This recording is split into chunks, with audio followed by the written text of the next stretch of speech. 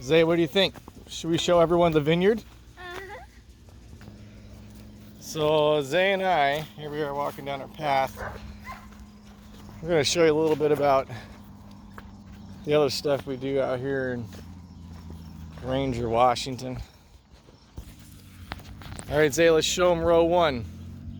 Should we show them row one? All right. So this is our vineyard. These are Tempranillo grapes here. Just beautiful growth. Look at that. These clusters already forming, soon to be grape clusters. And our vineyard's pretty young, so these are 4-year plants, and we're still working on pruning them and getting them on the trellis wire and making them do what we want them to do. But what's interesting is you get, every once in a while, you get a plant, a vine that just doesn't make it through the winter. This guy was healthy and happy for the most part and didn't make it. But what's interesting is, look at this. A new shoot coming up. New life. And we'll actually go ahead and replace this guy that died and start fresh. I don't know, it's kind of an interesting metaphor to think about. So, grapes, that's one thing what we do. Garlic, maybe I'll show you the garlic next week. Alright, so we're here situated on the homestead. That's Brick's barking over there. Hopefully he quiets down so I can read you this story. But we've got the play for this week, Far From Home by Spencer Caden. And so I'm gonna jam through this here. Scene 1, a highway in the Florida Keys. On a hot July day, Marco and his mom Teresa are driving in a car packed with boxes and suitcases. Continue on US 1 south for 1 mile. That was the GPS voice. Marco, ugh, we've been driving for a week. It's been 2 days, we're almost there. Marco pulls his baseball cap low over his face. They drive onto a strip of land with a blue-green water on each side. Teresa, isn't it breathtaking? Marco, I guess. GPS voice, in 0.3 miles, turn right onto Tropical Avenue. Teresa, I am not going to miss Detroit winters. Marco's phone buzzes. He sighs heavily. Teresa, what? Marco, the whole hockey team is going for pizza, except me, because you're making me move 1,400 miles away. Turn right onto Tropical Avenue. I know it's not ideal to move when you're 13. Marco leans his head against the window. It's the worst possible time to be the new kid. Teresa, your abuela is getting older, and now that abuelo is gone, we need to be near. Marco, don't Lita's neighbors check on her all the time? Teresa, yes, but we're her family. La familia lo es todo. Marco, I know, family is everything. In 200 feet, your destination is on your right. Teresa, Lita's neighbor, Freddie, has a daughter about your age. They want to take you out on their boat tomorrow. Marco, yay! I can't wait to sail in shark-infested waters. Teresa pulls up to a mint green house on stilts. She smiles brightly. Once you stop sulking, I think you'll realize what a special place this is. Scene 2, on the water the next day. Marco is on a boat with Freddie and his daughter Mel, who has a Polaroid camera around her neck. Marco sits in the back with his arms crossed. Mel, what grade are you going into? Marco, 8th. Mel, me too. Mel points her camera at Marco and snaps a photo. He raises a hand to block his face. Marco, why'd you do that? Mel, I like to capture people when they don't expect it. Marco, well, next time, ask first. Mel holds the photo, watching the image appear. I can't see your face. Can you take your hat off? As Marco lifts his hat, a gust of wind blows it away. My hat! We have to go back and get it. I got it at my hockey championship in... Mel shouting, Dad, We need to turn around. Marco's hat blew into the water. Freddy, okie dokie. Freddy swings the boat around. Marco searches the water frantically, then points. Over there! Freddy steers the boat towards the object. That's not your hat. That's a turtle. It's just sort of floating there. Is it okay? I don't think so. Freddy makes a call and puts it on speakerphone. Emergency stranding hotline. Hi, we're about 10 miles east of Sombrero Beach. We found a green sea turtle and it's not moving. Is it coming up for air? No. Can you gently poke it and see if it reacts? Freddy takes a piece of tubing, leans over, and carefully pokes the turtle's flipper. Its head rose up a little. Good. It's still alive. I'm sending the Coast Guard. Hold on, little dude. Help is coming. I'm not sure if this is working, me reading it, and then I'm not sure whether or not to say the name of the person who's talking or not, and I don't know. We're just going to keep rocking and rolling. Scene 3, the same spot 30 minutes later. The Coast Guard boat arrives. Mel, over here! The rescuers maneuver their boat closer. One rescuer gently lifts the turtle out of the water. Its legs and neck are shriveled, its eyes sunken.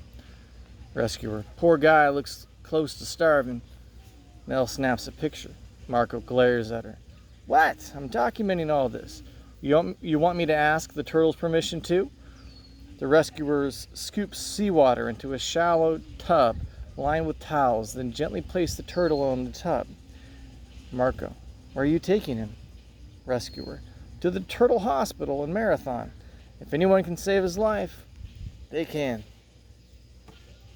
Scene 4, the turtle hospital, the next day. Marco and Mel stand with Dr. Hayes, a veterinarian, in a bright hallway outside an exam room. Through a window, they see the rescued turtle hooked up to beeping machines. Dr. Hayes, he wouldn't eat, so we put in a feeding tube. We weren't sure he'd last the night. Marco, is he going to die? Dr. Hayes, I'm afraid it's too soon to tell. Mel, what's wrong with him? Dr. Hayes, the x-ray shows something blocking his intestines. We won't know what it is until it comes out.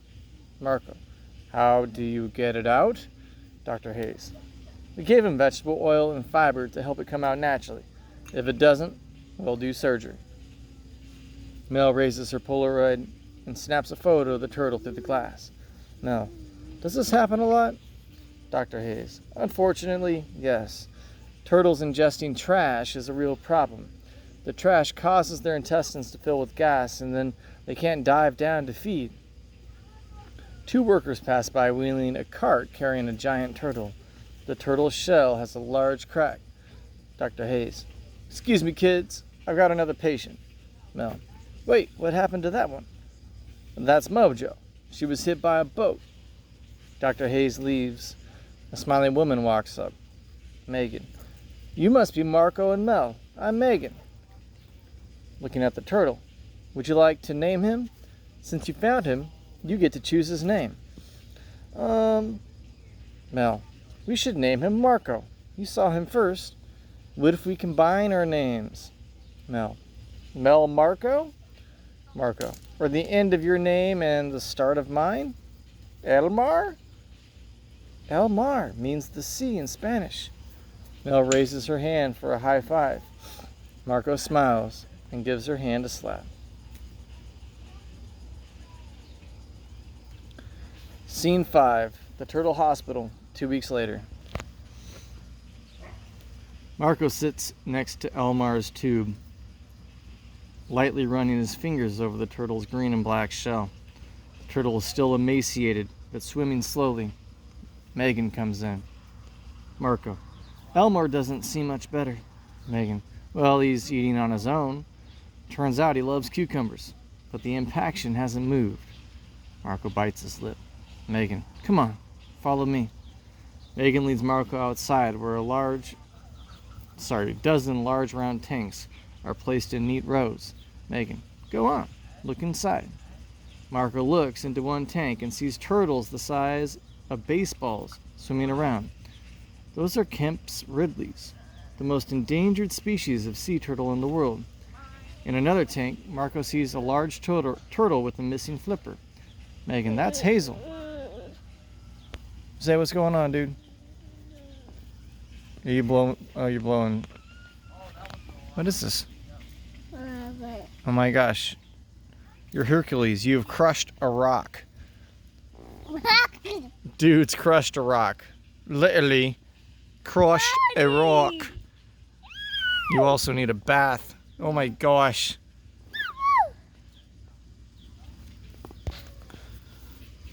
Where were we?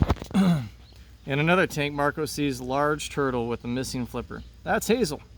She's a 200-pound loggerhead. She got caught in a fishing line that cut off the circulation to her flipper. We had to amputate it. Marco, will she be okay? Megan, more than okay. We're releasing her into the wild this weekend. Marco, how will she survive with a missing flipper? Megan, she learned to adapt. Turtles are resilient creatures. Suddenly, Marco's eyes well up. Megan, gently, not every turtle makes it, but we try to focus on the ones that do. Scene 6, the beach that evening. Marco sits on a blanket, picking, oh bricks, quiet down. Let's keep jamming here. Scene 6. Marco sits on a blanket, picking at loose threads. His grandmother, Lita, sits in a chair beside him. Lita, why so sad, mijo? Marco, I was thinking about Elmar. He wasn't doing anything wrong, just swimming around, being a turtle. Now he's away from home, living in this weird place. He might die. Lita, la muerte es parte de la vida. Marco, I know, death is a part of life. Lita rests her palms on his back. Mel dropped this off for you. Lita hands him a bright green flyer. Marco, Sombrero Beach cleanup. This Saturday, 9 to noon. Bring a bucket and gloves, and let's make the world a better place. Yeah, like picking up a few plastic bags will do anything. Lita, it could save another tortuga. Marco, what about the tons of trashes on beaches all over the world? What about the millions of sea animals dying off?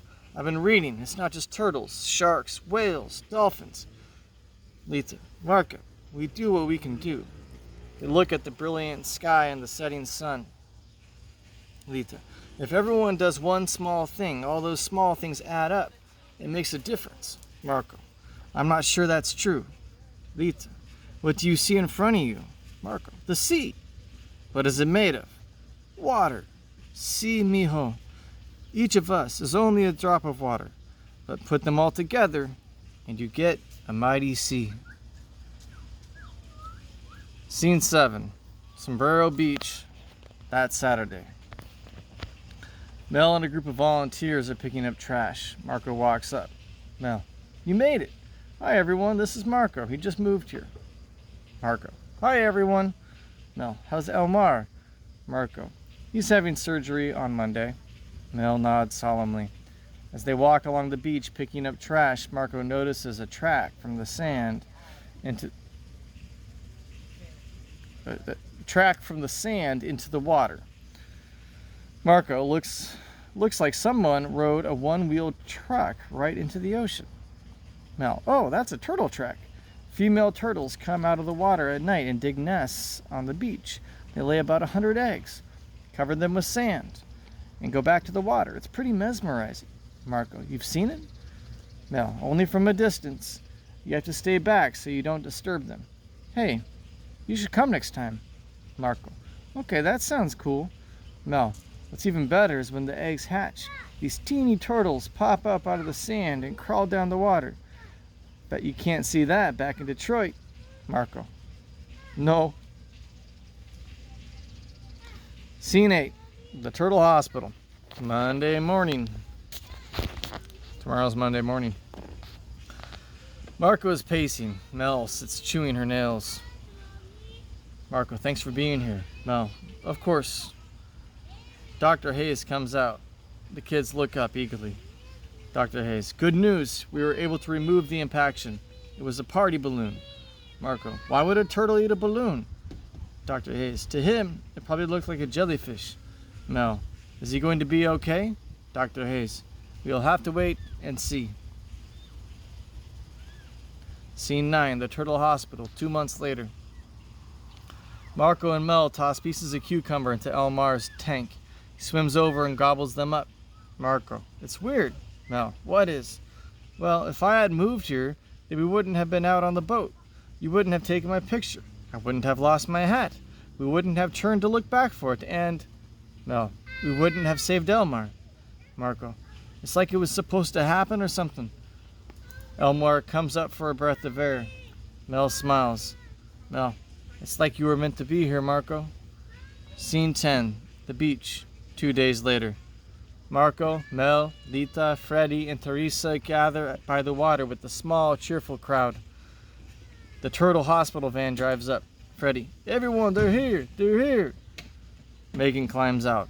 Elmar is fully healed and ready for release. Crowd, yeah, woo, woo. Now in the classroom where it says crowd, we would have all been doing that together. But here, it's just me. So, woo, woo. Members of the release team open the van and bring Elmar out. He is wiggling around. Mel, look how feisty he is. They carry the turtle to the water's edge. Crowd, Elmar, Elmar, Elmar. They set him down and he immediately glides into the water. Goodbye, Elmar. Mel snaps a picture. They watch the turtle swim farther and farther out to sea until at last he dives under the water and disappears.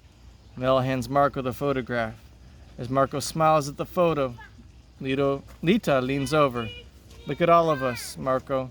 Drops of water that together make a mighty sea. All right, everyone, that's the story for this week. It's a good moral of the story. Sometimes as individuals, we don't feel like we can make a change. I think that applies to a lot of situations, not just when it comes to recycling and taking care of the earth and being careful to not throw things away that might impact wildlife, as this story talks about. But in other bigger, not necessarily bigger things, but also things that impact our social daily living, you know, whether that's relations within your community, relations between different communities, just spreading kindness. And if everyone does just one small thing, it becomes a big thing. It becomes a great thing. And I know that is something I have to remind myself of too, because sometimes we get disheartened, we get thinking that we're not making a difference. But if everyone comes together and makes an effort, then we can do something. So, well, that's important. All right, everybody. I'm signing out from Granger. I'll talk to you soon.